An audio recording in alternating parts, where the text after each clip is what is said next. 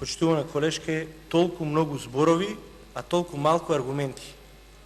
Јас кога реков дека не треба да евоцираме спомени, токму на тоа мислев. Ја можам да направам еден целосен елаборат за тоа како се владеело у времето на Глигорија Гоговски или у времето на Милка Планинц. Ама кој е фајде од таа работа? Какво фајде од тоа ако евоцираме наназад спомени? Да се одважиме и сега овој предлог да го прифатиме. Бидејќи времето назад не може да го вратиме. Сторените грешки не може да ги поправиме.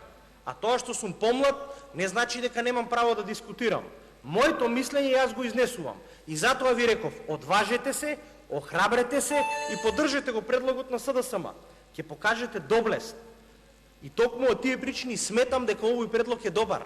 И затоа и се бориме за решавање на судбината на овие 4000 лица, кои што останале заради погрешните политики.